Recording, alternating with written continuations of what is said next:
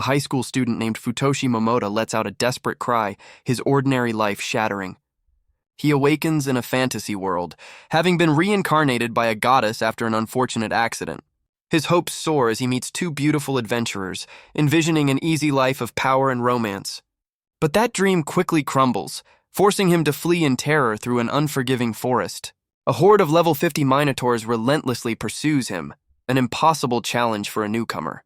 He possesses a cheat skill that triples his stats on level up, but it's useless if he can't survive to use it. It seems his bad luck started immediately, facing one of the Demon Lord's generals right after reincarnation.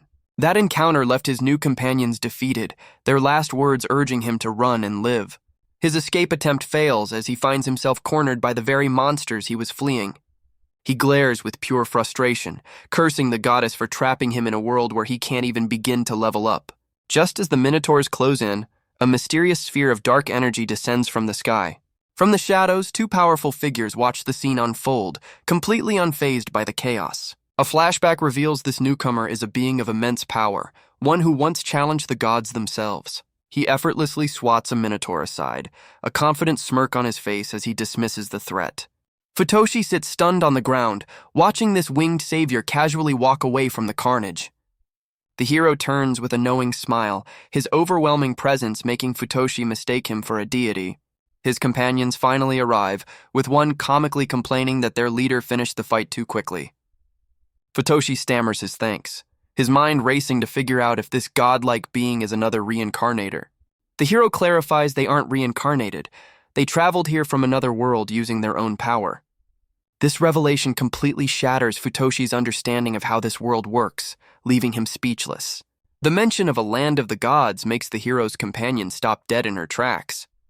She urgently asks Futoshi if the goddess who sent him here was named Femuria. A flashback confirms it was indeed the goddess Femuria who threw him into this unbalanced world.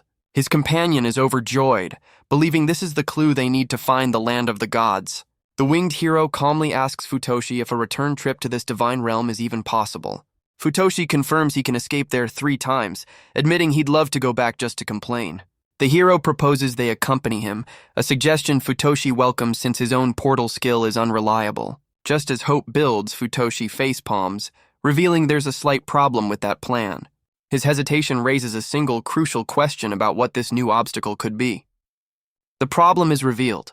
His escape route doesn't lead to the gods, but to the hero's own peaceful homeworld. The scene cuts to a peaceful farm, where a young girl struggles to pull a massive vegetable from the earth. With a final, mighty heave, she strains to unearth the stubborn, deeply rooted plant. She finally frees the bizarrely shaped vegetable, holding it up with a look of pure triumph. Spotting the hero and his companion in the distance, she excitedly runs to show off her unique prize. The hero is ecstatic, believing this oddly shaped harvest will fetch a high price from collectors. His blonde companion smiles, suggesting they wrap up their work for the day after a successful harvest. They decide to leave the rest of the farm work to a helpful golem, who is already carrying a bundle of plants. As they head towards a large house, the hero passionately argues about the brand value of their special produce. A beautiful woman greets them at the door, warmly welcoming the hero home and announcing dinner is ready. Her choice of a very revealing apron leaves the entire group utterly speechless and flustered. The blonde companion grabs the hero's face, angrily scolding him for the awkward welcome. The woman in the apron calmly dismisses the outburst, playfully suggesting the companion is just jealous. The companion frantically objects, arguing that such a display is a bad influence on the young girl with them. The hero clarifies that due to cryosleep, the young girl is technically much older than she appears. Another woman with short dark hair appears, warmly welcoming the hero back after a long 4.5-year journey. The hero desperately begs the apron-clad woman to dress more modestly as the newcomer laughs at his predicament. The scene transitions to a table laden with a delicious and hearty home-cooked meal for the group. During dinner, it's revealed the apron-clad woman is the hero's pregnant wife, much to his companion's shock. His wife then stuns him further by declaring she's happy to be his second or even third partner. The blonde companion erupts, furiously denying that she's competing for his affection at all. The blonde companion blushes intensely, struggling to confess her true feelings for the hero. He awkwardly friend-zones her as family, prompting the young girl to loudly declare she's family too. His wife and the other woman watch with amusement, commenting on how their relationship hasn't progressed in years. With renewed determination, the companion vows to herself that she won't give up on him. Their conversation is cut short as a sinister, shadowy presence materializes just outside their window. A menacing, three-eyed armored being floats before them, expressing its amusement at their situation. The hero recognizes the entity as a former acquaintance, while his companion identifies it as a god of light. This divine being announces it has come to deliver a message, having heard they found a way to the land of the gods. The group is stunned to learn this powerful god is just an errand boy for an even greater entity of darkness. It's revealed that the goddess Femuria's system is the key. A reincarnated hero with a holy sword can open the path. The blonde companion is stunned to learn a hero even possessed the holy sword. The divine messenger reveals the sword was stolen and is now in the hands of the other world's demon lord. The hero is surprised to learn that a demon lord also exists in this other dimension. Futoshi realizes the hero must retrieve the sword, noting this world's demons are nothing compared to his own. The hero decides to leave the portal open, telling the divine messenger he's free to do what he wants. He and the young girl share a look of fierce determination, both ready for the upcoming journey.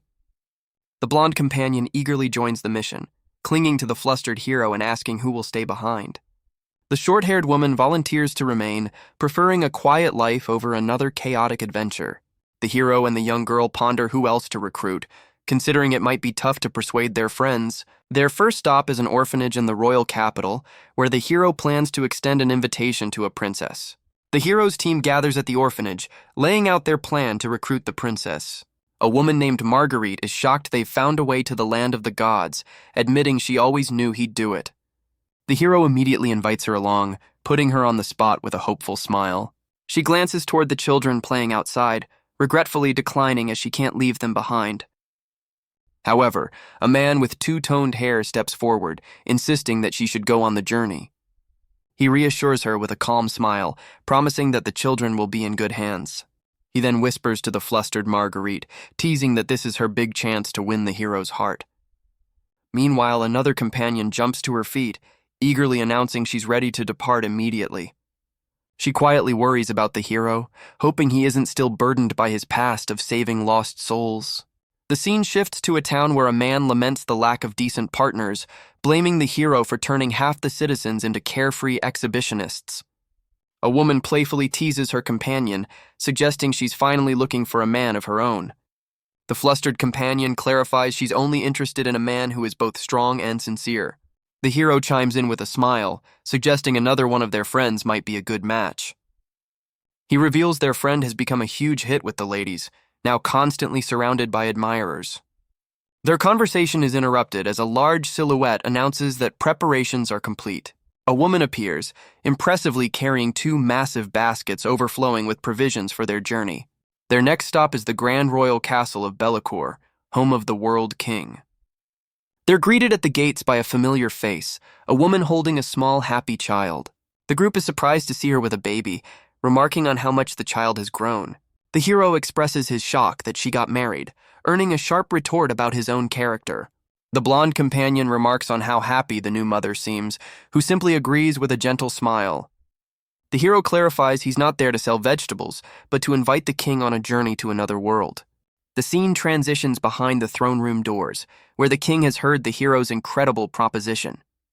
The group stands before the World King Xion, as one of them suggests he join the adventure he's always dreamed of. Xion solemnly declines the offer, stating his duty as king is to remain and await their safe return. A companion whispers to the hero, joking that the king's only real job is to sit there and be spoiled by his subjects. An enthusiastic advisor confirms this, insisting the man who saved the world countless times shouldn't be bothered with work. The hero holds up a small cube, promising that once they reach the land of the gods, everyone will be able to visit. The full party assembles, a mix of nerves and excitement, as they prepare for a long-awaited journey together. Reaching out with a determined grin, the hero declares the start of their next great adventure. The party is unceremoniously dumped into the new world through a swirling vortex. The hero and his companions take in their new surroundings, noting the landscape is surprisingly familiar. Their exploration is cut short when they spot a collapsed figure lying on a path ahead. They rush to help the injured adventurer, who weakly acknowledges their presence. The man is stunned to learn they're all level 1, mistaking them for inexperienced rookies. He dismisses their low level, focused on his urgent mission to warn the nearby town. The adventurer reveals a demon lord's general is leading an army to attack the city. The target is revealed to be the massive, walled commercial city of Wuln. Inside the city, the scene shifts to the bustling Adventurers Guild headquarters. The local lord listens grimly as the hero's party reports the impending attack by the demon general. The hero urgently relays the warning, explaining the neighboring town is on the brink of collapse. But the local guild master, Eris, simply laughs, completely unfazed by the impending doom. He boasts that the city is well protected, currently hosting numerous powerful adventurer parties. As if on cue, a confident party of 4 enters, announcing they've heard the news and will handle the situation. The hero's companions are left to wonder about the identity of these arrogant newcomers. They are revealed to be the S-rank party Dragon Killers, a legendary team with incredibly high levels. The hero and his blonde companion are floored, shocked by the sheer power these local adventurers possess. Impressed by their strength, the hero proposes they join forces to protect the city from the demon army. The S-rank leader turns with a condescending smile, questioning what a rookie could possibly contribute. He scoffs at the very idea, mocking the notion that a level 1 adventurer could fight alongside his elite team. The hero is left completely dumbfounded by the S-rank leader's dismissive attitude. He tries to explain that while they're level 1, their magic levels are actually incredibly high. One of his companions suddenly spots a large, ornate mirror on the wall. She points out that the mirror is displaying numbers above their heads, revealing their stats to everyone. The entire party stares in disbelief as the mirror confirms they are all indeed level 1. The local adventurers and the guildmaster burst out laughing, openly mocking the newcomers' pathetic stats. While one companion tries to keep the peace, the blonde one gets fired up, ready to prove them all wrong. Their argument is cut short as a panicked guard bursts into the guild hall with urgent news. He announces that a massive army of monsters is marching directly towards the city walls. The approaching horde is revealed to be over 2,000 strong, led by hulking cyclopes. The S-rank party leader smirks, calling the monsters unlucky for running into them. He arrogantly tells the hero's group to stand back and watch the one-sided slaughter they're about to unleash. But their confidence wavers when the guard warns of numerous monsters over level 100 in the horde. The demon general, Agnica, one of the 4 heavenly kings, watches from afar, eager to see the city's terror. She commands her army to advance, and the Cyclopes begin their relentless assault on the city walls. The massive monsters easily smash through the defenses, sending citizens fleeing in panic. The hero's party watches in horror as the demon army pours directly into the city streets. The local lord tries to stay calm, putting all his faith in their S-rank adventurers, the Dragon Killers. But a guard reveals the so-called heroes fled, screaming in terror about not wanting to die. With their champions gone, the city's leaders fall into despair, realizing they're completely doomed. The hero smirks, telling his despairing companions that it's far too early to give up. He rallies the group, laying out a plan to take down one Cyclops at a time and build a zombie army. His blonde companion confidently steps forward, ready to immobilize their first target. She unleashes a powerful binding spell, completely crushing the massive Cyclops in an instant. The hero points out her attack was so strong it completely destroyed the monster, ruining his zombie plan. They share an awkward moment of silence, realizing she might have gone a little overboard. Before they can regroup, another Cyclops is instantly dispatched with a single, devastating blow. The hero turns to see another companion calmly finishing her attack, the monster collapsing behind her. She smiles sweetly, casually remarking on how surprisingly weak these demons are. The local adventurers can only stare in disbelief as the level 1 party effortlessly decimates the entire demon horde. An A-rank adventurer on the wall uses his analysis magic to see beyond their level 1 status.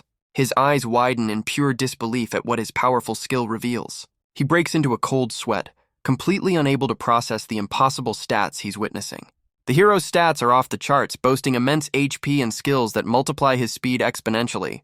The young girl's stats are even more absurd, with her magic power completely maxed out.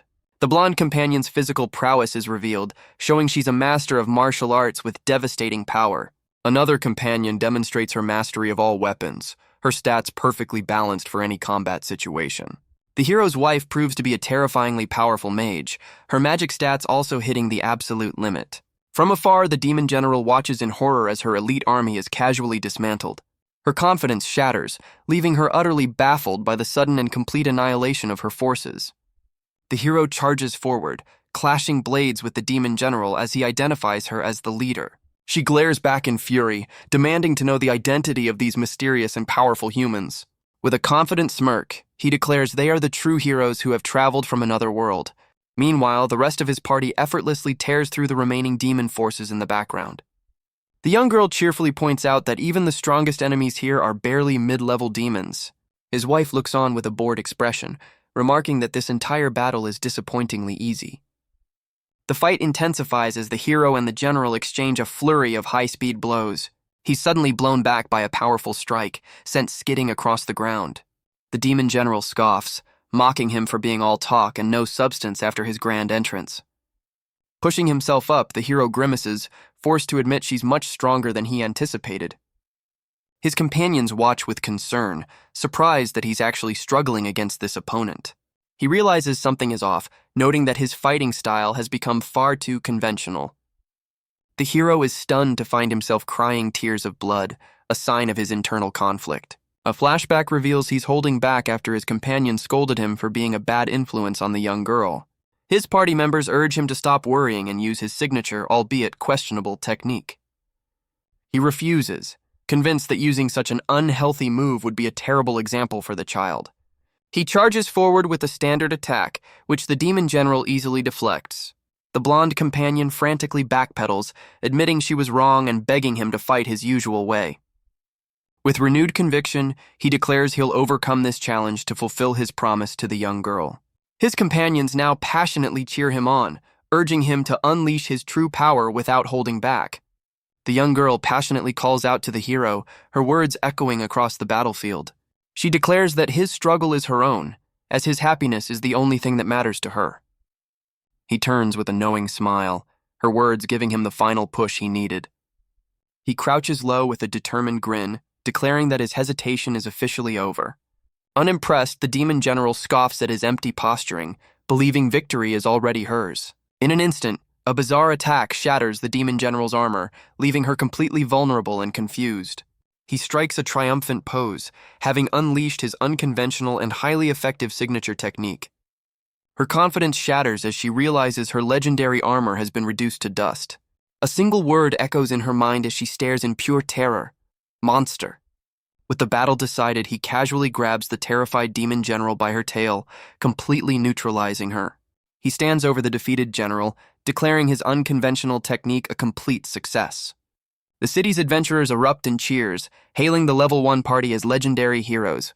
The demon general glares with pure humiliation, completely powerless after her swift defeat. The hero turns to his captive with a wicked grin, contemplating what to do with her now.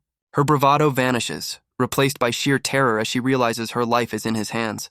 Instead of a grim fate, she finds herself in a room, now wearing a surprisingly modest swimsuit. The hero proudly presents his solution to the group, declaring it a perfectly wholesome outcome.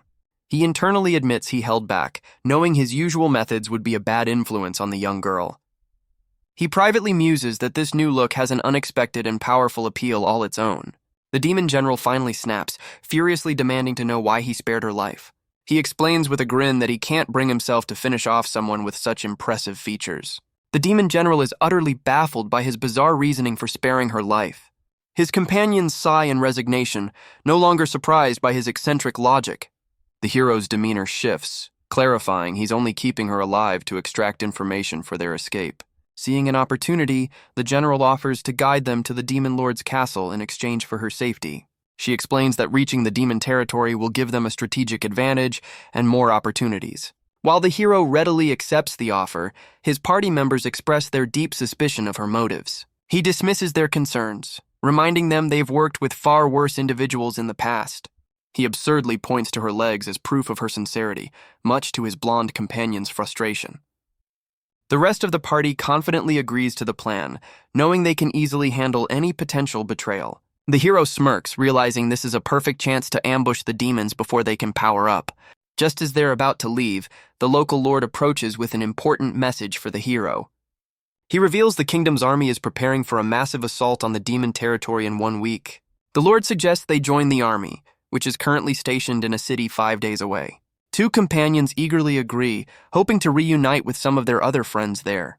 The blonde companion rallies the group, ready to set off for the army's encampment immediately. But the hero stops her, explaining she has one last task to complete before they can depart.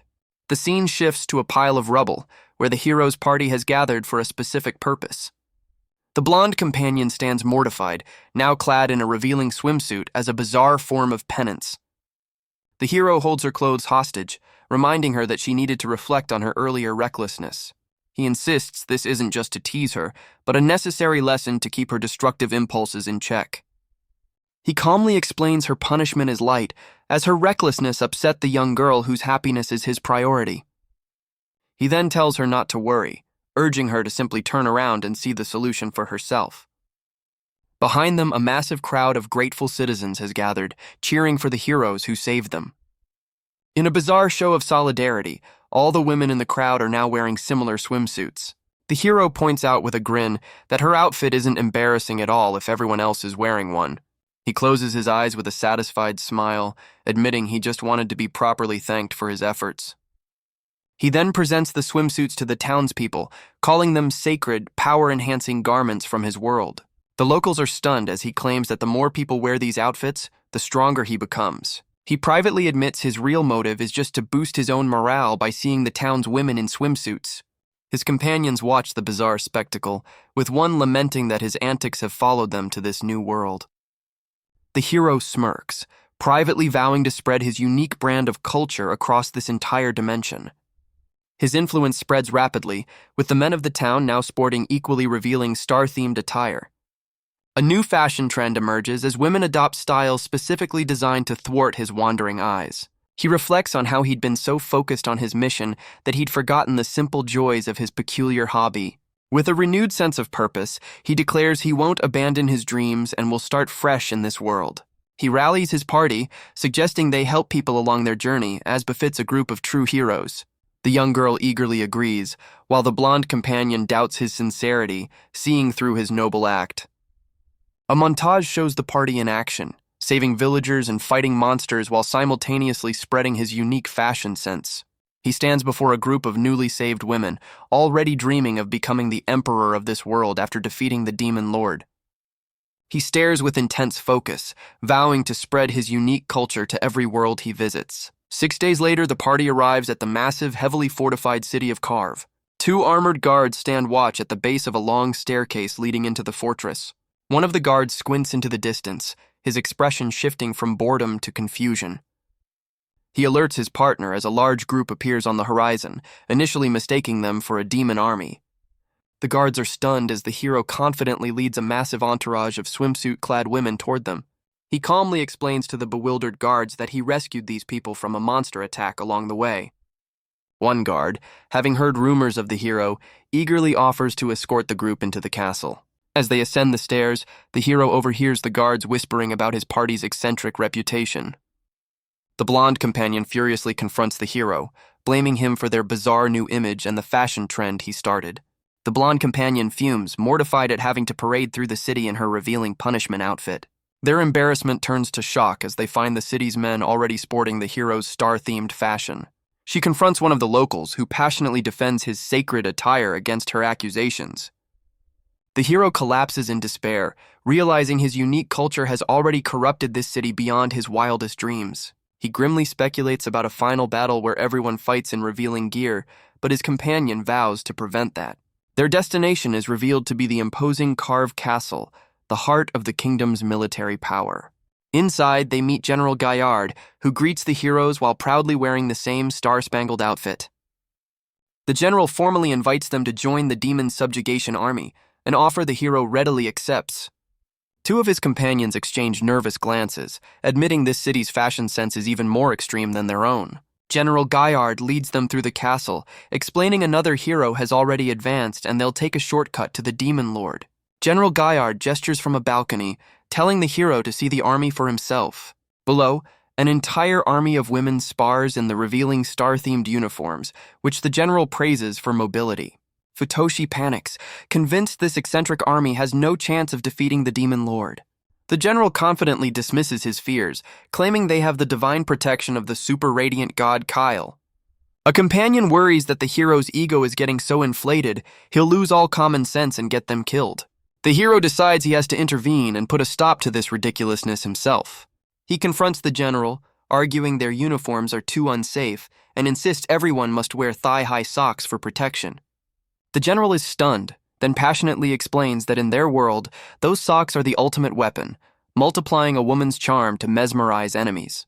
The hero and general find common ground, with the general ecstatic that their victory is now guaranteed with this new strategy. The blonde companion wonders where he even got so many socks, as another party member suggests they should probably just forget about this army. The hero watches with satisfaction as the general and his men are smoothly outfitted with the new thigh highs. He grins maniacally from the balcony, convinced that controlling this army's fashion is the key to controlling the world. He envisions his unique fashion trend spreading across the entire world after their inevitable victory. The next day, the general rallies the massive army, declaring the time for the final battle has come. The hero is horrified to see the male soldiers are also wearing the revealing uniforms, cheering with fervent passion. He confronts the general, who explains that since their army is mostly men, this attire is crucial against the female-led demon forces. The hero recoils in disgust, realizing the female soldiers he saw were just a small, misleading fraction of the entire army. His female companions watch with amusement, teasing that he's finally getting closer to creating his ideal world.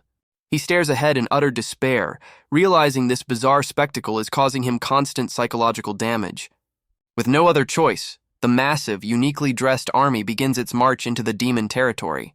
Meanwhile, in the demon territory, another group of powerful adventurers travels through a desolate canyon. They come face to face with the S-rank party, the dragon killers, whose leader recognizes the newcomer's reputation. The S-rank leader is thrilled, identifying them as the legendary SS-rank party, the ancient dragon slayers. Their leader, Doran, is revealed to be a level 255 hero with maxed out stats, determined to save the world.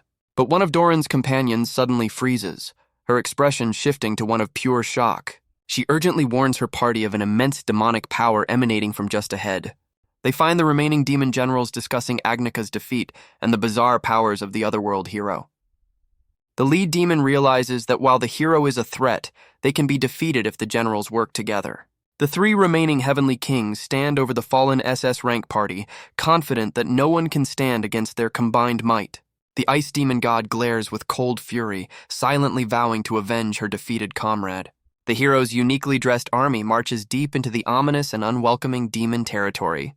A demon scout reports the invasion, but his superior seems completely unconcerned by the approaching threat. The terrified scout immediately backs down, clearly unwilling to face the bizarre human army alone. He watches them pass, convinced that marching into enemy lands in such attire is a guaranteed death sentence. The human army sets up a surprisingly relaxed camp deep within the enemy's domain. The hero and General Gaillard celebrate by a bonfire, toasting to their own divine protection and bravery. The general is thrilled that the demons are avoiding them, crediting their revealing uniforms for the psychological victory. The hero privately admits that even he would be intimidated and flee from such an absurd-looking force. His companions observe the situation, wryly noting that they've sacrificed all their dignity for this strange tactical advantage. One of them laments how the once sensible general has been completely corrupted by the hero's eccentric influence. The general admits their old tactics had reached their limit just as the hero's divine influence appeared. The blonde companion apologizes for their group's antics, learning the general's popularity is why the bizarre fashion spread so fast. The scene shifts to the young girl, Henri, standing alone on a cliff overlooking the desolate landscape. She stares into the distance, her expression thoughtful and a little somber. The hero approaches her, gently reminding her that it's getting late and time to rest. He remarks that camping out like this reminds him of their old days, admitting he misses home. Her expression brightens as she insists she's happy, finding this reminiscent of their fun past adventures. He seems surprised by her cheerfulness, reminding her of how grueling their past travels actually were. She smiles warmly, acknowledging the many hardships but emphasizing that the fun moments were just as plentiful.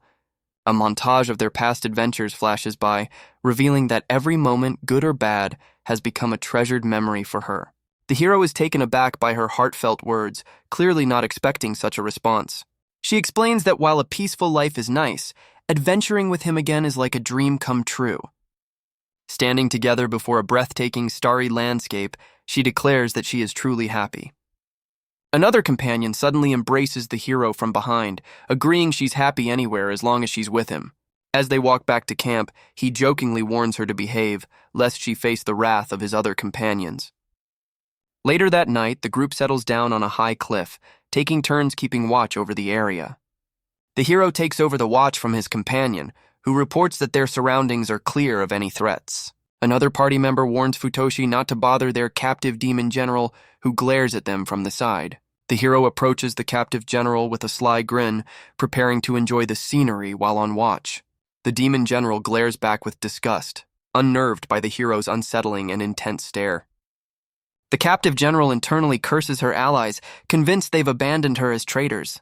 Her monologue is cut short as she spots a faint approaching light in the darkness. A sly smirk forms on her face, revealing she was anticipating this very encounter.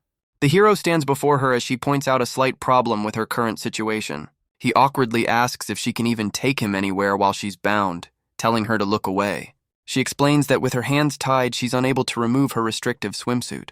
With a suggestive look, she proposes that he could simply remove it for her instead. The hero is completely floored by her bold request, questioning if she's serious. His shock quickly morphs into a mischievous grin as he decides helping her is the only wholesome option. He confidently declares himself an expert in this field, leaving the demon general utterly bewildered. He leads the captive demon general away from the camp, deeper into the dark woods.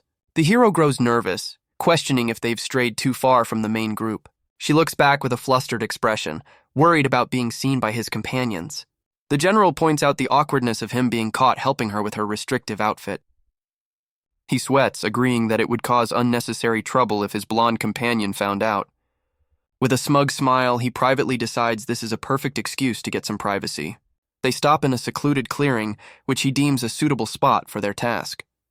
Suddenly, 3 imposing armored figures emerge from the shadows, greeting the demon general by name. The hero spins around in shock, demanding to know the identity of these powerful newcomers. He comically misinterprets the situation, accusing the figures of being creeps who followed them. The newcomers identify themselves as the Demon Lord's heavenly kings, declaring the hero has walked right into their trap. The captive general, Agnica, laughs maniacally as she breaks free, revealing her betrayal was planned all along. The generals surround the hero, smugly pointing out that he's now hopelessly outnumbered 4-1. But in a flash, one of the generals strikes down Agnica, coldly correcting the odds to 3-1. Another general looks on in horror, completely blindsided by the sudden and brutal betrayal of their own comrade. The armored general calmly explains that Agnica's power makes her a liability, and therefore a nuisance. The tree-like general agrees, calling her a disgrace for her earlier defeat and suggesting she might have defected anyway. The armored general promises to avenge her, telling her to accept her fate as he moves in for the final blow. But the hero intercepts the attack, clashing blades with the general to protect the stunned and wounded Agnica. He declares with a grin that he doesn't care about being tricked. He simply can't let them harm her. The demon general stares in utter disbelief, her fangs showing as she processes the hero's unexpected move. He stands defiantly between his former captive and her would-be executioners, ready to face all 3 generals alone. The armored general dismisses Agnica's wound, deciding it's more efficient to eliminate the hero first. He confidently reveals they've already analyzed the hero's stats, boasting that each general is 10 times stronger. The winged general immediately unleashes a massive wave of ice, certain there's no chance for the hero to win. The hero grits his teeth in pain, taking a significant hit from the powerful opening assault. Before he can recover, the tree-like general summons colossal stone fists to crush him from below. He looks on in shock as the earth erupts around him, caught in a perfectly coordinated pincer attack. The winged general looms overhead, gathering crackling lightning for a devastating follow-up strike. A massive bolt of energy slams into the ground, engulfing the clearing in a blinding explosion. The winged general smirks, confident that their combined assault has finished the hero. Amidst the smoke and rubble, the hero lies on the ground, seemingly overwhelmed by the attack. He grits his teeth, realizing their flawless teamwork makes every single attack a lethal threat. With a grim look, he concludes that fighting them head-on is a losing battle. Deciding survival is the priority, he makes a desperate dash to escape the unwinnable fight. The winged general scoffs, vowing that the hero won't escape to call for backup.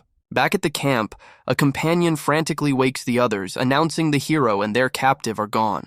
The blonde companion groans in frustration, immediately blaming the demon general for luring him into another mess. Another party member uses her senses, confirming their leader is now trapped by the 3 remaining heavenly kings. Meanwhile, the wounded Agnica gets back on her feet, grabbing a makeshift staff and preparing to rejoin the fight. Agnica seethes with confusion, unable to understand why the hero protected her after her betrayal. His companions arrive on the scene, questioning Agnica about the power of the remaining heavenly kings. She grimly warns them to flee, convinced the hero has already been defeated by their combined might. 2 of his companions look on in horror, fearing the worst has already happened to their leader. The others quickly try to restore order, certain they can still make it in time to help. But his wife smiles calmly, completely confident he'll be fine against 3 such opponents, especially in his current state. Her unwavering faith leaves the other companions and Agnica completely bewildered. Another companion agrees, recalling a past battle where he defeated an even greater foe with a single decisive blow. The blonde companion struggles to remember the powerful enemy they're referencing. A flashback reveals this past enemy was a sinister necromancer who once threatened their entire capital. His companion confirms the battle took place exactly 3 years ago. She recalls how incredibly strong he was then, having trained relentlessly in the king's stead. But they remember he struggled in that fight, unable to use his signature technique alone. Back in the present, the hero dodges a relentless barrage of elemental attacks from the generals. He's sent flying by a massive chunk of earth, completely overwhelmed by their coordinated assault. The 3 generals corner him on a cliff, mockingly asking if he enjoyed the chase. The hero grips his scarf, his expression hardening as he prepares to make his move. The young girl smiles, confidently stating that his signature move is no problem at all. It's revealed he actually can use the powerful technique by himself, a fact he kept hidden. He unleashes that very power, blasting the winged general back with a single overwhelming strike. The winged general reels back in shock, completely caught off guard by the hero's incredible speed. The other generals demand to know what he did, confused that his power defies all their intel.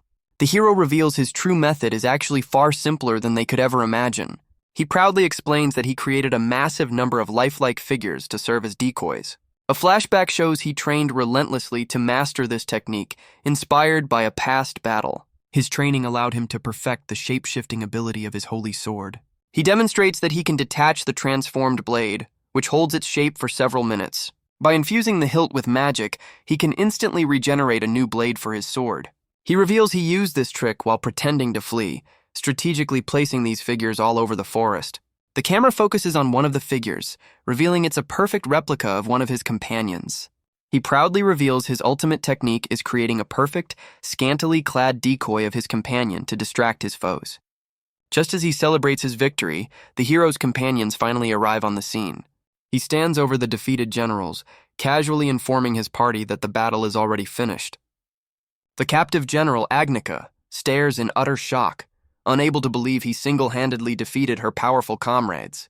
The hero turns to her with a grin, ready for her to fulfill her promise and guide them to the demon lord's castle. She looks back in disbelief, pleading with him not to trick her again after his unexpected rescue.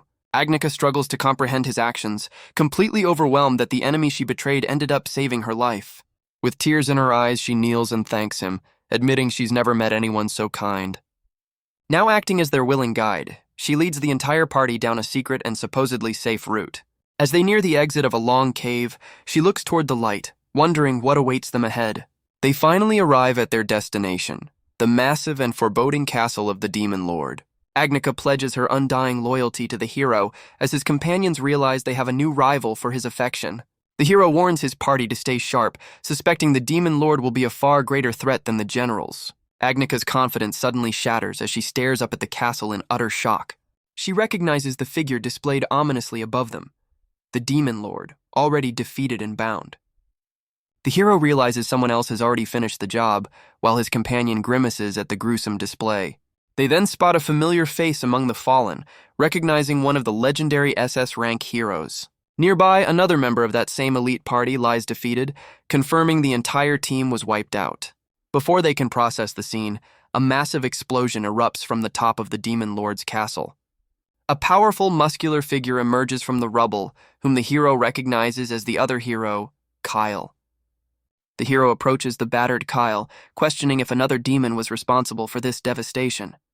Kyle grimly corrects him, revealing their greatest enemy has been resurrected. As the castle crumbles further, Kyle names this ultimate foe, Lockvault. A sinister figure in skeletal armor appears, smugly introducing himself as the Great Teacher, Super Ryland. The party stares up at the castle, stunned by the reappearance of this legendary villain. A companion questions how this is possible, recalling that Ryland was supposedly defeated 3 years prior. Kyle explains he sealed Ryland in another dimension, but the villain somehow found a way to return. As if to prove his point, a massive army of skeletons swarms out from the castle gates. The hero recognizes the dark magic at play, identifying the horde as a product of necromancy. General Gaillard is horrified, realizing a threat even greater than the demon lord has been lying in wait. The hero realizes with dread that if Kyle is defeated, their only path to the land of the gods will be lost forever. General Gaillard's army bravely holds the line, urging the hero's party to push forward and handle the main threat. A companion proposes a shortcut, suggesting they use a teleportation spell to bypass the horde and go straight to the top. They arrive in the throne room, coming face to face with the imposing necromancer, Super Ryland. The villain is unexpectedly overjoyed, emotionally welcoming the hero's party as if they were old friends.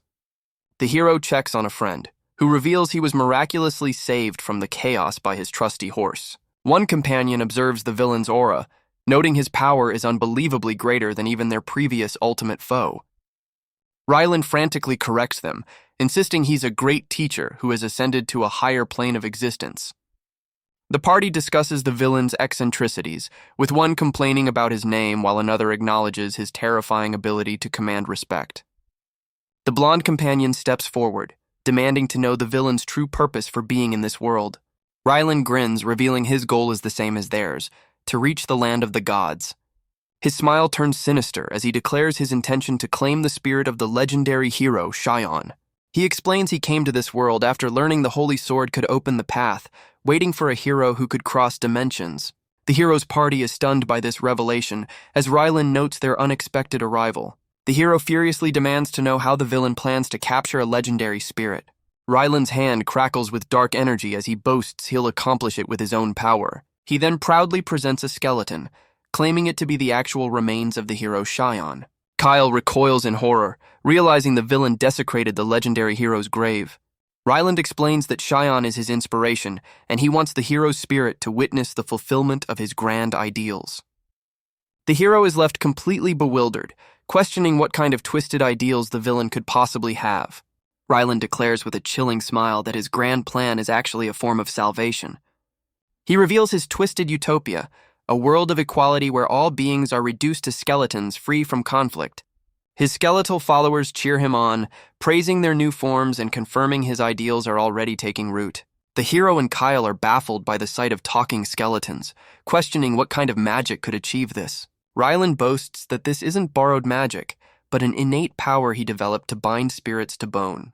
He explains that humans who defy the gods can break their own limits, growing stronger with each brush with death.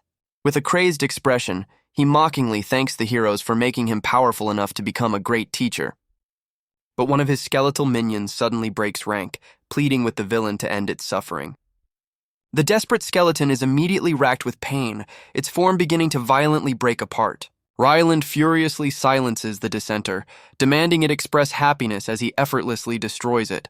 The remaining skeleton forces a smile, nervously declaring its happiness under the villain's threatening gaze. The hero shouts in outrage, demanding the villain stop his cruel and twisted display. A companion realizes with horror that Ryland's power could easily control the legendary hero's remains. The hero points forward, vowing to end this twisted villain's plans once and for all. The entire party moves in, surrounding the necromancer from all sides to begin the final battle. The blonde companion cheers him on, brandishing the demon general's tail like a makeshift weapon. He lunges forward with incredible speed, unleashing his signature unconventional attack. The hero clashes with Ryland, their weapons meeting in a flurry of sparks and dark energy. The villain smirks, unimpressed as he easily identifies the hero's bizarre choice of weapon. The blonde companion stares in disbelief, recognizing the hero has added a new sock-themed twist to his signature move. The hero struggles against Ryland's overwhelming power, their weapons locked in a fierce stalemate. Kyle suddenly intervenes, redirecting the villain's focus by declaring himself the main target. Ryland unleashes a devastating new ability, proclaiming his power has evolved far beyond their last encounter. The immense force of his attack blasts the entire party away, shattering the throne room around them. The hero lands amidst the debris, quickly recovering his balance after the powerful explosion. He looks up in shock, completely baffled by the impossible sight forming in the sky. A swirling vortex of dark energy materializes above, spawning an endless barrage of swords. With a single command, Ryland unleashes his rain of bone swords upon the entire fortress. The heroes and the army below are forced into a desperate defense against the relentless aerial assault. In the desolate aftermath, the hero sits defeated, facing the triumphant villain who now stands alone. He stares in disbelief, realizing he's the only one who survived the devastating attack. The villain smirks, revealing that only the hero can wield the holy sword needed to open the path. Refusing to surrender, the hero gathers his remaining energy, determined to prove he's grown stronger. But the villain effortlessly restrains him, skeletal hands clamping down on his arms with immense force. The hero cries out in agony as the villain's power courses through him, targeting his arm. Ryland looks on with a condescending smile, mocking the hero's futile attempt to fight back. He recoils in horror as his arm is forcibly transformed into a skeletal limb. The villain explains that any bone he perceives now falls under his complete control, including the hero's. Now under the villain's command, the hero is forced to raise the holy sword against his will. The sword activates, tearing open a magnificent shimmering gateway to the land of the gods. The battlefield is littered with the fallen, the general's army completely neutralized by the villain's devastating attack. But his wife suddenly appears with the entire party, revealing she used a teleportation spell to save them at the last second. General Gaillard stares in disbelief, admitting the villain's power is on a completely different level than anything he's ever faced. The hero shouts the villain's name, his relief at seeing his friend safe quickly turning back to pure rage. They survey the desolate ruins, realizing Ryland has already vanished through the portal to the land of the gods. Kyle rushes to a fallen companion, desperately trying to keep the gravely injured man from succumbing to his wounds. A party member attempts to heal him, but discovers with horror that the villain's dark magic nullifies all regenerative abilities. The hero's wife holds up the holy sword, noting that while they have the key, it's useless now that the hero can't wield it. With a determined look, the hero tells Kyle there's a place they must go to find a way to fight back. Their new destination is revealed to be the remote and mysterious Sage's Island. The scene shifts to the tranquil and verdant Sage's Island, a place of healing and peace. Here, 3 women relax in a natural hot spring, questioning if it's right to be enjoying themselves. One reassures the others, explaining they've delegated all their work to a team of diligent golems. Another companion admits she never wanted to be an adventurer, preferring to avoid the main quest entirely. Their peaceful break is shattered as the hero suddenly bursts through a portal mid-air. One of the women looks up in shock as he plummets directly towards their hot spring. He makes a clumsy landing in the water, leading to a very awkward and unexpected reunion. The rest of the hero's party appears and he angrily questions why his companion is here instead of on duty. The other women smirk, teasing her for taking a vacation while they were facing a world-ending threat. Another companion realizes their sudden arrival can only mean one thing: a serious new problem has emerged. Kyle urgently pleads with the sage, explaining his companion is gravely injured and the legendary hero is in danger. Meanwhile, Ryland confidently strides across a celestial bridge leading to the land of the gods. His path is blocked by a colossal winged guardian who warns him to turn back or face judgment. The villain simply scoffs, mocking the guardian's authority and questioning its right to stop him. He boldly declares that even a god is no match for his self-proclaimed title of super great teacher. The guardian is revealed to be Femuria, the god of war, who towers over the necromancer with an imposing presence. Back on Sage's Island, the group moves into a massive research facility built into the side of a cliff. They're suddenly confronted by 2 men who burst in, already aware that the legendary hero is being targeted. The party recognizes the newcomers as Leonard and Reed, 2 more of their old companions. A voice reassures them from a nearby machine, promising that a solution for the hero's condition is at hand. The voice is revealed to be coming from a man suspended inside a massive regeneration tank. A companion named Nicola explains their technology uses mana particles to manifest mental images into reality. She details how the machine reads the user's mind and uses a special fluid to perfectly regenerate lost limbs. The party marvels at the device, realizing it allows anyone to materialize their thoughts into physical form. The hero voices his concern about side effects, recalling how similar magic once corrupted people into demons. Nicola confidently dismisses his fears, boasting that her genius has perfected the mana particles, removing any risk. As the regeneration completes, she explains that any excess particles will simply dissipate, leaving him fully restored. The healed companion, Futoshi, flexes triumphantly, overjoyed to be back in one piece as the party watches. Kyle immediately turns to the recovered Futoshi, asking him to open the gate to the land of the gods.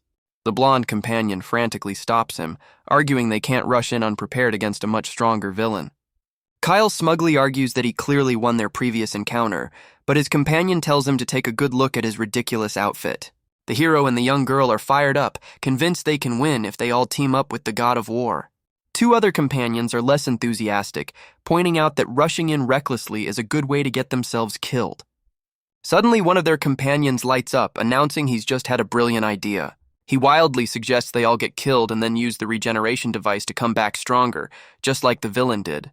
The women of the party immediately shoot down his insane plan, with one even threatening to finish him off for good.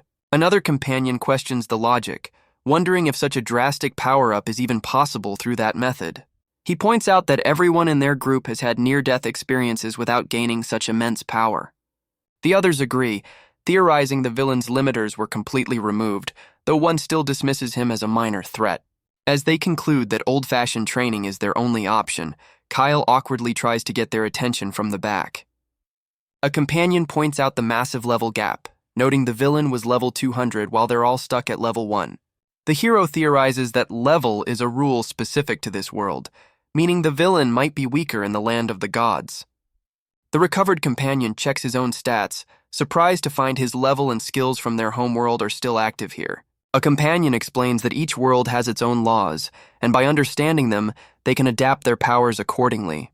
The blonde companion confidently proposes a new plan. They'll simply level up in this world to match the villain's power.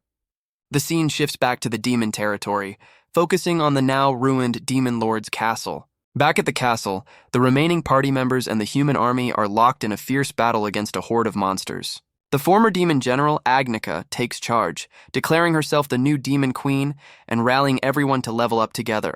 Kyle and his companion join the fray, determined to get stronger and protect the legendary hero's spirit. Two party members analyze the New World system, discovering that experience is gained by dealing and taking damage in battle. The defeated generals question why they were spared, only for a companion to declare they're now glorified training dummies. Back at the castle, Agnica spars with General Gaillard, testing the limits of their newfound alliance. The general expresses his disbelief at having to team up with his former demon enemies for a common cause. Agnica fiercely declares she won't invade the human world again, driven by her desire to stay on the hero's good side. Kyle admits their past grudges can't be easily forgotten, but his priority is protecting his remaining comrades. The general surprises Agnica by insisting that their shared future is far more important than their violent past. He extends a hand, hoping to build a proper, peaceful relationship between humans and demons going forward. Meanwhile, a companion questions the wisdom of letting the hero's core party advance into the portal alone. The hero and his closest companions stand before the magnificent gateway, preparing to enter the land of the gods. His wife voices their shared resolve, stating that nothing will stop them from rushing to their friend's aid. A companion explains their immediate goal is to ensure the legendary hero's safety, while the others finish their training. With renewed purpose, the hero leads his core party through the celestial gateway, ready for the next phase. He grins, revealing he's already hit level 120 from defeating the generals, and now feels ready to take on the necromancer. The young girl remains focused, insisting they can't afford to wait and must be prepared to protect the spirit themselves. Kyle feels his power surge, realizing this world's rules are similar to others he's visited, granting him a massive boost.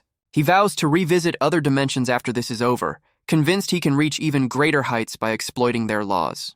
Another companion complains about her role as a level 1 support, grumbling that she was designated as a potential sacrifice. The blonde companion immediately confronts her, accusing her of being assigned the dangerous role because she was slacking off. The dark-haired woman smirks, coolly reminding everyone that victory in battle isn't decided by stats alone. The hero stares in awe, completely impressed by her unwavering confidence in the face of their overwhelming foe. The party gazes in awe at the breathtaking sight of the land of the gods, a city built on floating islands. They confirm their arrival, taking in the sheer scale of the divine kingdom floating among the clouds. The blonde companion reminds the group to stay focused on their primary objective, securing the legendary hero's spirit. Their presence doesn't go unnoticed, as a colossal winged guardian expresses surprise at their return. The party finds themselves facing not one, but 3 imposing deities, including the god of war herself. The hero and the young girl stare up in disbelief, completely overwhelmed by the divine presence before them. One of the gods smirks, noting that he recognizes a familiar face among the small group of mortals. He cryptically suggests that despite their mortal status, they are perhaps the most worthy beings to have arrived. But another god, a wolf-like deity, scoffs at this idea, revealing he just eliminated the god of war for that very reason. The hero is left utterly speechless, completely blindsided by the sudden betrayal among the gods. The hero reels in disbelief, unable to process the god's sudden defeat. His companion calmly corrects him, certain the true culprit is the same villain they've been chasing all along. The god of the moon, Dipalna, dismisses their claims, condemning them as foolish humans who won't admit their sins. But the muscular god intervenes, telling her to wait and insisting the party is telling the truth. The wolf-like deity introduces himself as Ator, the god of light, and personally vouches for their story. The moon god remains skeptical, noting his resemblance to the god of darkness, and claiming she's never heard of a god of light. The hero grows frustrated, demanding to know why their supposed divine ally can't properly explain the situation. A new deity, the god of water, declares that their guilt or innocence is irrelevant. The outcome will be the same. She prepares to attack, stating that all intruders will be punished according to the laws of the divine kingdom. The god of water unleashes a colossal wave, threatening to completely overwhelm the entire party in a single devastating assault. The wolf deity scoffs, dismissing their escape as a simple fog spell from a foolish human. The party makes a daring escape, propelled through the air by a mysterious wire just as the wave hits. The hero stares in shock, realizing his companion's arm is the source of their miraculous escape. She proudly reveals her new arm, a high-tech creation made from the same mana particles as before. She explains the arm can extend like a wire, a feature that leaves the hero thoroughly impressed. Using her new ability, she guides the party safely toward another floating island in the divine realm.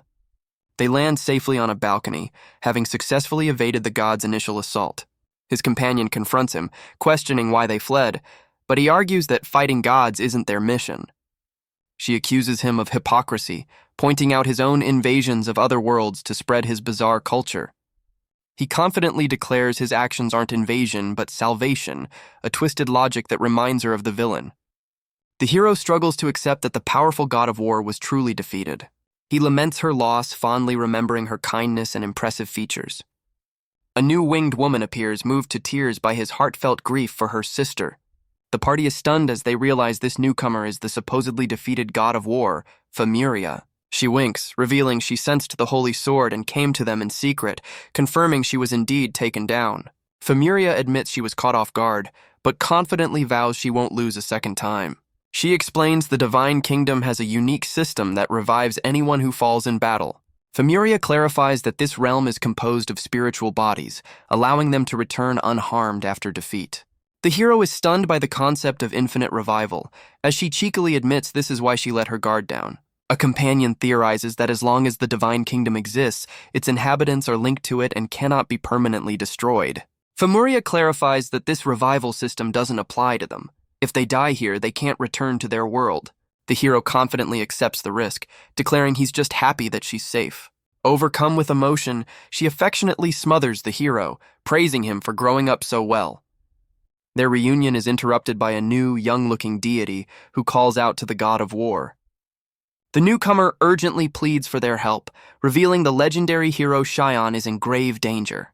However, she then refuses to help Famuria, explaining she already knows the situation from the villain himself.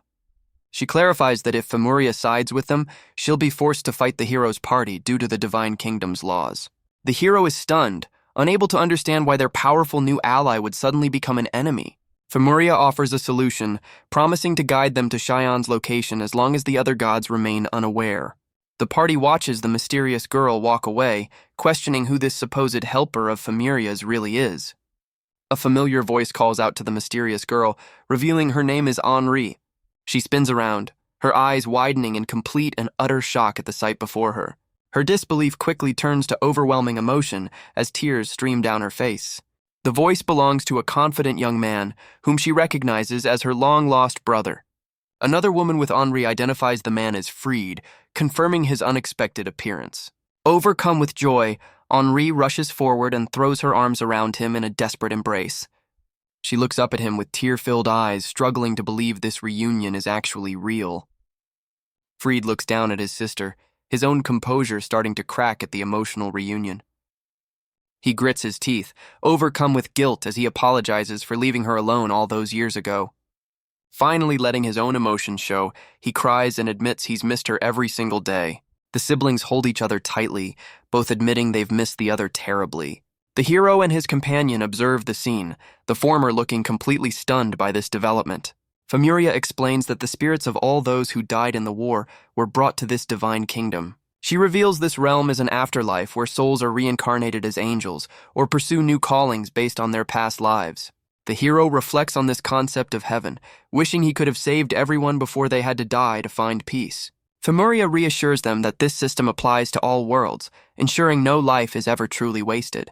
Fried turns his attention to the woman who was with his sister, greeting her by name. She smiles, noting how much his hardened expression has softened since their last meeting. He returns the smile, admitting he's happy they could finally meet again. She playfully teases him, causing him to get flustered as they fall back into their old, familiar dynamic. Fried gently rests a hand on her head, offering a quiet apology for his past actions. She looks up, touched by the gesture, and admits that she's happy to see him as well. The hero observes their reunion with a serious and contemplative expression. Fried then turns to the hero and Kyle, acknowledging it's been a long time since they last met. He admits he's done unforgivable things and may not be trusted, but vows to help them however he can. The hero looks completely surprised by this earnest and unexpected declaration. He steps forward, telling Fried not to worry about events that happened years in the past. With a bright smile, he sincerely thanks Fried for protecting Henri during that time. Fried is visibly stunned by the hero's complete lack of resentment toward him. A smile of understanding crosses his face as he finally sees why the legendary hero Cheyenne respected him so much. The hero eagerly asks if Fried spoke with Cheyenne here, and Fried confirms they were close friends.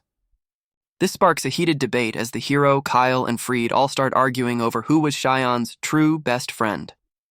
A companion watches in exasperation as the three men get into a childish squabble over the legendary hero. Fried cuts the argument short, gesturing toward a dark, crystalline path and telling them to follow him to Cheyenne. From a distance, the god of war watches as Fried leads the small party toward their destination. The hero looks back with a grateful smile, thanking Famuria for always helping them out of tight spots.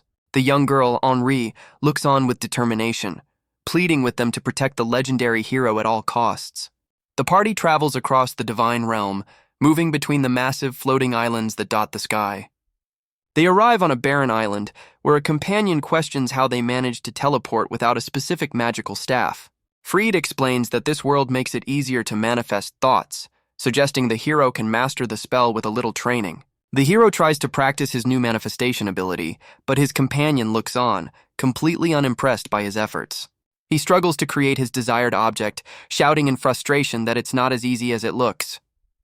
But Henri stares in awe as the hero collapses from exhaustion, amazed by the incredible power he just unleashed. He accidentally created a massive, multi-tiered floating continent, far beyond anything he intended. The entire party stares in utter disbelief, questioning if they're looking at an island or an entire continent. They're completely overwhelmed by the sheer scale of his accidental, world-shaping power. Fried calmly turns back, explaining that what the hero just made is essentially an unfinished world. The hero and Henri recoil in shock, unable to comprehend that he just created an entire world by mistake.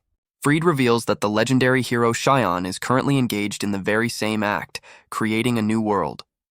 The hero confronts him in disbelief, realizing Cheyenne's goal is to ascend to godhood through this act of creation. Fried smugly reveals Cheyenne is also trying to ascend, while Kyle accuses him of being an invader from another world.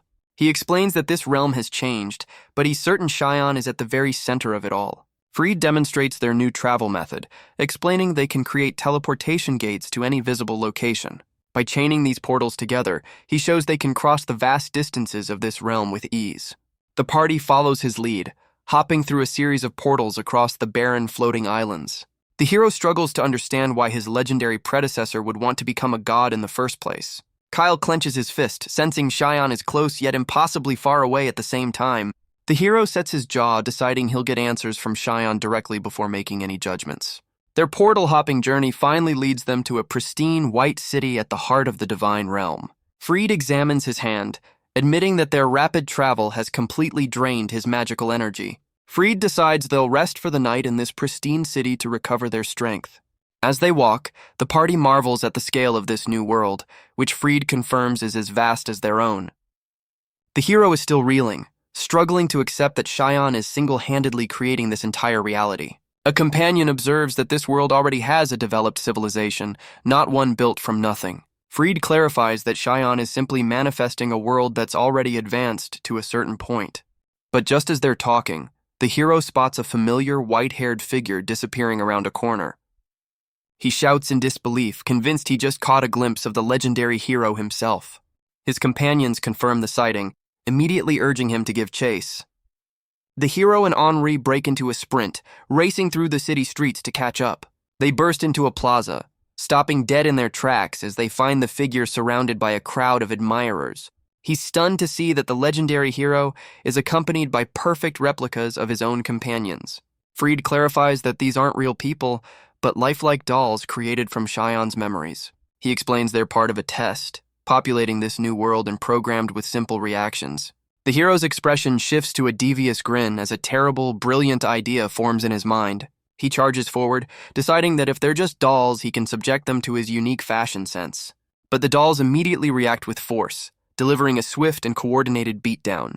A companion laughs at his failure, impressed that Shion's creations are so robustly programmed. Another doll appears, a muscular version of Kyle, offering to fight if the others are too much to handle. The hero and Henri watch the bizarre scene unfold, completely baffled by these perfect yet empty copies. He then notices Henri seems lost in thought, gently asking her what's on her mind. Henri smiles, realizing she owes the legendary hero a debt of gratitude for this moment. She explains that for Shion, seeing everyone together like this is a dream, even if they're just dolls. Her expression hardens with resolve as she takes in the bittersweet scene. Freed then turns his full attention to the hero, addressing him by his full name. He gives the hero credit for bringing back his sister's smile after all this time. With a genuine smile, he offers a heartfelt thanks he's been wanting to give for years. The hero is taken aback, clearly not expecting such an earnest display of gratitude. The Shion doll interjects, clarifying that everyone, including the hero, played a part in his growth. The hero grins, admitting that being acknowledged by his former rival doesn't feel half bad. The two men shake hands, finally putting their old animosity to rest and forming a new alliance. Henri beams, suggesting they all take the time to explore the incredible world Shion has built. The hero and Freed share a look of mutual understanding, their old rivalry finally put to rest. The newly united party walks forward together, ready to find the legendary hero at the heart of this realm. The scene shifts to the villain, Ryland, who stands over a group of defeated warriors before a grand castle. His captive glares back with defiance, telling the villain to just finish him off. Ryland smirks, mocking his courage and explaining that death is no escape in a world where everyone revives. He unleashes a burst of dark energy, inflicting a painful injury on the man's arm to prove his point. The warrior recoils in agony, clutching his wounded limb as he curses the necromancer. Ryland closes in with a sinister grin, revealing his past as a doctor makes him an expert at this kind of treatment. He whispers that he's eager to see what breaks first, the man's body or his spirit, under an endless cycle of torment. The captive warrior stares in horror, realizing the villain is targeting the very soul of this realm. Ryland explains this entire world shares a single collective soul that holds all its memories and information. He reveals a massive device exists to read this soul's data, with records scattered across the land. The necromancer places his hand on the central monolith, activating its immense power. A surge of energy engulfs the captive warrior, connecting him directly to the divine network. The warrior cries out as countless images and memories flood his mind at an unbearable speed. Ryland notes that the sheer volume of information makes it impossible to maintain the connection for long. Frustrated, he demands to know Shion's location, but the captive insists he lacks the authority to access that data. Annoyed by this setback, Ryland casually dispatches his now useless captive with a flick of his wrist. He concludes with irritation that he can't extract the information he needs directly from the gods themselves. The warrior stares in shock as his arm begins to disintegrate under the villain's cruel power. Ryland smirks with a sudden realization, having just devised a new plan to find his target. Meanwhile, Fried explains to the party that they must trust their intuition to find the information they seek. He focuses on a nostalgic face from his memories, certain he knows who can lead them to Cheyenne. The villain cackles with glee, announcing he's finally located the one he's been searching for. The scene shifts to a magnificent floating fortress, revealed to be the sky castle of the gods. This divine citadel serves as the central hub of the entire realm, a place of unimaginable power. Inside, Famuria is confronted by a higher-ranking deity who already knows she helped the intruders escape. She defends the hero's party, insisting they came to this world only to protect the legendary hero. The god dismisses her immaturity, cryptically suggesting her interference is actually helping the mortals grow stronger. Famuria looks on with concern, struggling to understand the god's true intentions. He reminds her that the divine laws are absolute and not even the hero is an exception. The god declares he will now take matters into his own hands to deal with the intruders. He stands with his powerful subordinates, vowing to eliminate all trespassers according to this world's strict rules. The scene shifts back to the pristine city where the hero's party decided to rest for the night. The hero slowly wakes up the next morning, still groggy from their long journey. He's startled to find a familiar face has come to wake him up. He recognizes the woman as Yuna, one of the dolls created from Cheyenne's memories. He jokingly comments that this doll is much kinder than the real person she's based on. But his comment immediately earns him a violent reaction, as the doll attacks him with the same fiery temper as the original. The doll furiously demands that he get out of the room immediately. The hero recoils in shock, completely baffled by her sudden and intense hostility. She physically shoves him toward the door, insisting he leave while he pleads for her to wait. He frantically questions what he did wrong, wondering if his previous antics with the dolls were that offensive. Suddenly, a mysterious woman uses a spell to forcibly teleport the hero and the dolls out of the room. The dolls reappear beside the hero's companions, looking just as confused as he is. Fried and Henri burst into the hallway, urgently warning everyone that the inn is no longer safe. All down the hall, the other dolls are being violently ejected from their rooms by an unseen force. The party realizes the villain is remotely controlling the dolls, leaving only Kyle unaccounted for. Kyle then emerges from his room, completely undressed and complaining about the terrible morning service. The hero shouts up at Kyle, completely unimpressed by his casual state of undress during the chaos. Fried cuts the argument short, urgently telling everyone they need to evacuate the city immediately. They escape just in time, watching as the pristine city behind them begins to deconstruct into floating blocks. A companion asks Fried if this is a normal occurrence, and he grimly confirms that a serious problem has arisen. The hero immediately blames Kyle's earlier antics, accusing his rampage of being the cause of this mess. Kyle clarifies that some dolls attacked them while others simply froze, theorizing their presence is confusing the system. Fried's expression hardens as he realizes this instability must mean something has happened to Cheyenne. The hero comes to the same horrifying conclusion, realizing an enemy has invaded this world to target his predecessor. The true culprit is revealed as Super Ryland, who has arrived in the city with his skeletal army. The necromancer grins with delight, declaring this new world to be a magnificent playground for his plans. He marvels at the world's inhabitants, declaring their skeletal forms to be the pinnacle of beauty. The villain realizes this entire realm is a manifestation of the legendary hero's memories and records. With a crazed look, he praises Cheyenne's ideals, seeing them as a perfect match for his own twisted vision. He eagerly offers his help in populating this new world, seeing it as a grand collaboration. The necromancer smirks, anticipating the day he and Cheyenne can finally realize their shared utopia together. Meanwhile, the hero's party races through the collapsing world, desperate to reach Cheyenne first. The hero realizes with fury that the villain has already found a way to exploit this world's system. A companion insists that even if Ryland has reached Cheyenne, the legendary hero won't be defeated so easily. But the hero grimly corrects him, shouting that Cheyenne is in no condition to fight back. He reveals the shocking truth. The legendary hero is currently asleep at the very heart of this world. The hero shouts in disbelief, unable to comprehend how someone could create a world while unconscious. Fried explains that the legendary hero is literally dreaming this entire reality into existence. The hero and Henri are left completely stunned by the revelation that this world is just a dream. Freed confirms he still has enough magical energy to guide them the rest of the way. He declares their new objective is to push straight through to the very heart of this realm. Their journey leads them through a dense forest toward a colossal ancient tree that dominates the horizon. The party stops in their tracks, staring up in awe at the impossibly large tree before them. Freed calmly identifies the massive landmark as the legendary World Tree. The hero realizes this is the source of a powerful material they were once tasked to find, but never did. The rest of the party sheepishly admits they've never been here either, prompting the hero to question their priorities.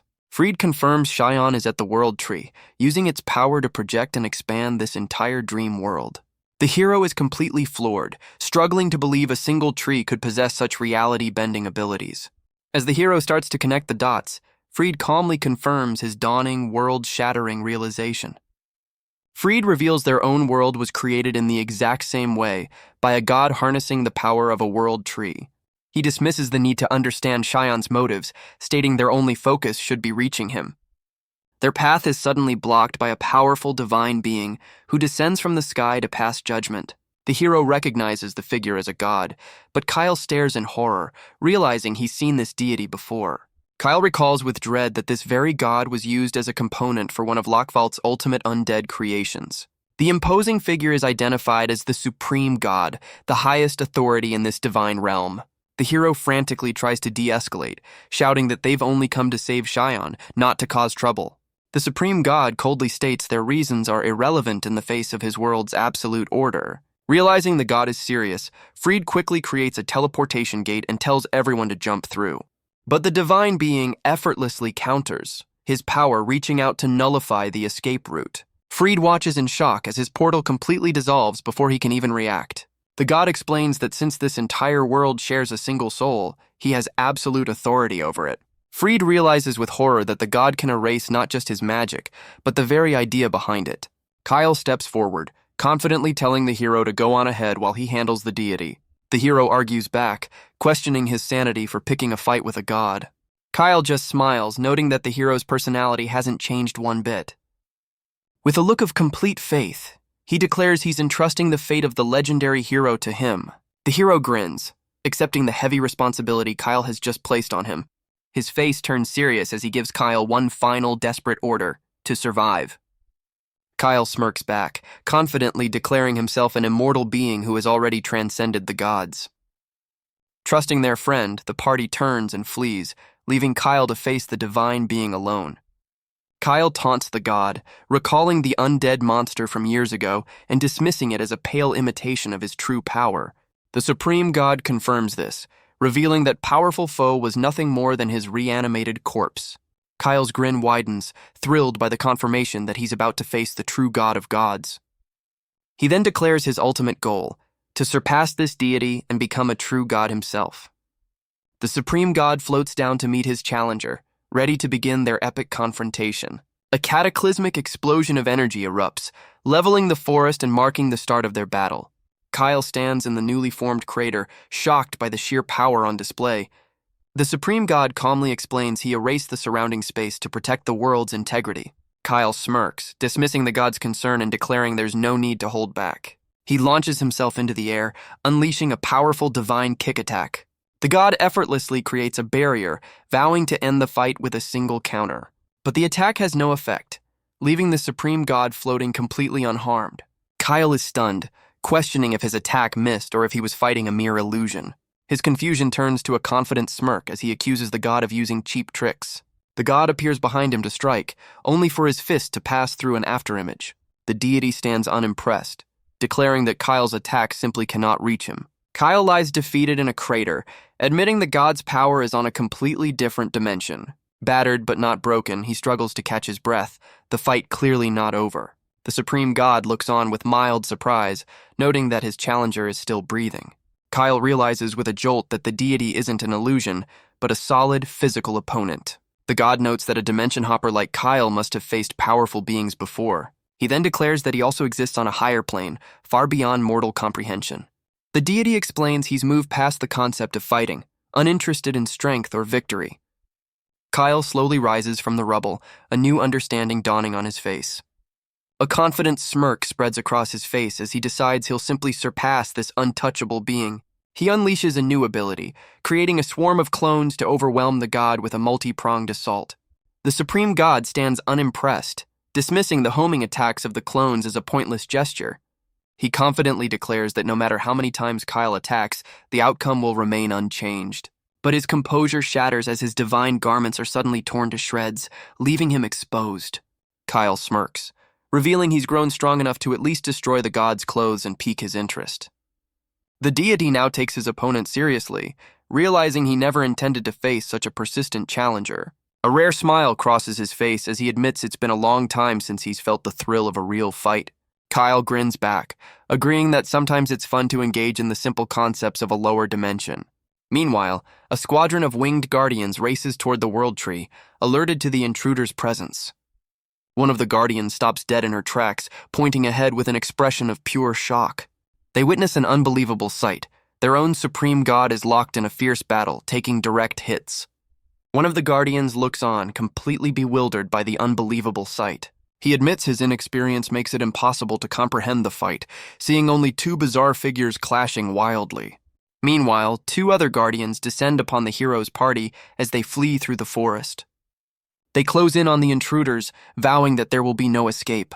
The hero complains about the relentless pursuit, annoyed that Kyle left them to deal with the divine fallout. Suddenly, a massive wall of white blocks erupts from the ground, encircling the world tree.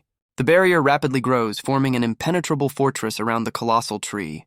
The party is forced to a halt, their path to the world tree completely blocked by the new structure. Freed realizes with grim certainty that Shion has sensed the danger and is instinctively protecting himself. The hero rushes to the wall, desperately trying to get his predecessor's attention and convince him to open the path. He slams his fist against the barrier, frustrated that his predecessor's defenses now treat him as a threat.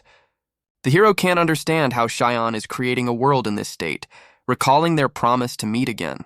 A companion calls down from above, telling him to calm down and pointing out they can just enter from the top.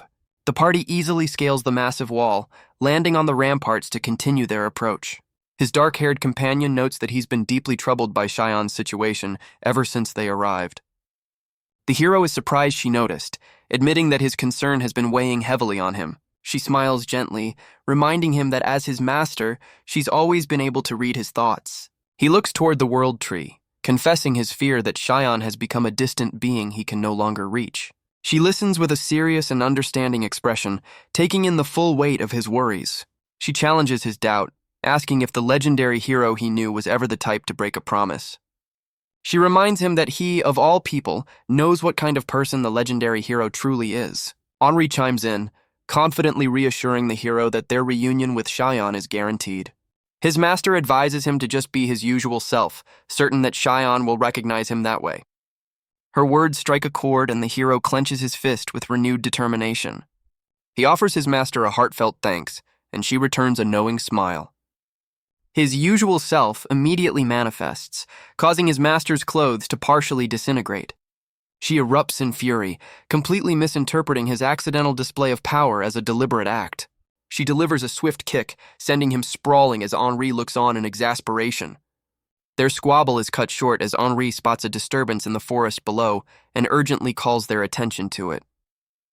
The cause is revealed to be the villain, Ryland, who has arrived with his entire skeletal army. The hero and Henri stare in horror, recognizing the villain and his massive skeletal army gathering below. Before they can react, another powerful figure descends from the sky, blocking their path completely. The party finds themselves cornered by three more imposing deities who have finally caught up to them.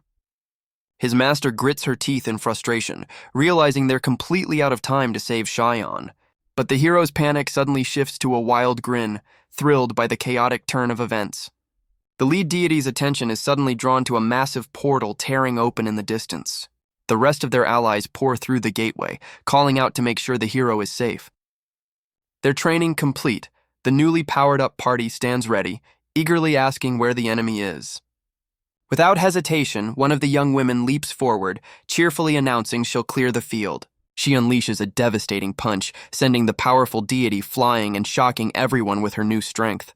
The blonde woman freezes in realization as her companion shouts from the ground, reminding her she just punched a god.